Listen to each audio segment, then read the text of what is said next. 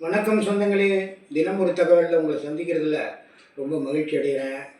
இன்றைக்கி நான் சொல்ல போகிற தகவல் என்ன அப்படின்னா, ஒட்டுக்கு நான் இங்கே ஃபேன்சி ஸ்டோர் தாதகாப்பட்டில் வச்சுருந்தேன்னு உங்களுக்கு சொன்னேன். 8,000 8,000லேருந்து 10,000 வரைக்கும் வியாபாரம் நடக்கும்.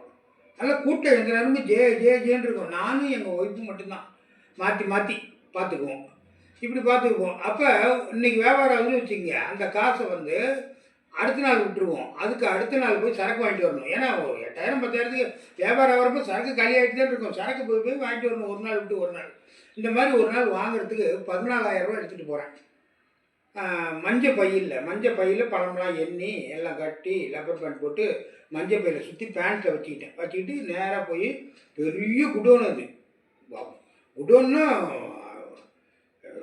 இதே சொல்ல முடியாது, ஒரு அவ்வளோ பெரிய குடோனு. அந்த குடோனில் அங்கங்கே பொருளுக்கு நமக்கு என்ன வேணுமோ அதாவது எடுத்து நம்ம இப்படி எடுத்து வச்சுட்டோம்னா ஆளுங்க வந்து அதை எடுத்துகிட்டு போய் அங்கே பில் போடுறதுக்கு அங்கே வைப்பாங்க. நம்ம எதாவது வேணுமோ முதல்ல எடுத்து எல்லாம் வச்சிடணும். நான் இப்படியே வந்து குப்பை பக்கிட்டு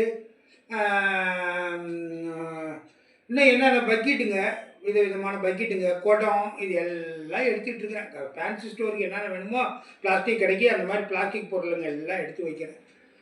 எடுத்து எல்லாம் வச்சுக்கிட்டு இருந்தேன் பாருங்கள். வச்சு முடிச்சுட்டு பில்லு போடுற இடத்துல வந்து பார்க்குறேன், பணத்தை காணுங்க.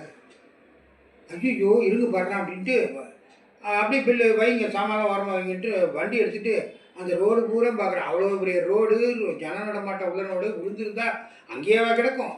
போய் எல்லாம் அழைச்சிட்டு ஒன்றும் கிடைக்கல. கடையில் வந்து சொன்னேன், வீட்டில் நல்ல வியாபாரம் ஆகிட்டு இருக்குது. என்னங்க வந்துட்டு சரக்கு வருதா பின்னாடின்னு. அப்படி வண்டியில் தான் ஏற்றிட்டு வா, நம்ம எடுத்து போட்டோம்னா போதும், பணத்தை கொடுத்துட்டா அவங்க வண்டியில் அனுப்பிச்சி விட்ருவாங்க. சரக்கு வருதான்னு கேட்டேன்.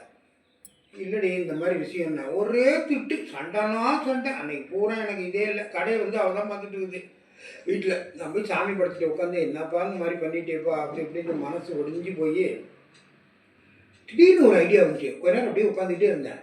நம்ம அந்த சாமான்லாம் எடுத்து பொறுக்கி வச்சுக்கிட்டு இருந்தோம்மா, அங்கே போய் பார்க்கலாமா அப்படின்ட்டு விறுவிறுன்னு அங்கே போனேன். திருப்பி எடுத்துகிட்டு கடைக்கு போனேன். அந்த குடோனுக்கு போய் நான் எங்கே இது பண்ணேன்னா அங்கே போய் பார்க்குறேங்க. நிஜமாலுமேங்க அந்த மஞ்சள் பை நான் எப்படி சுருட்டி வச்சுருக்குன்னு அது அப்படியே ஒரு பக்கெட்டு உரமாக கிடக்குது.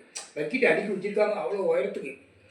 அவ்வளோ அந்த சந்தில் கிடக்குது. இப்படி நவுத்தி ஒவ்வொரு இடத்துலையும் தேடிட்டு இருந்தேன். அந்த இடத்துல பார்த்துங்க.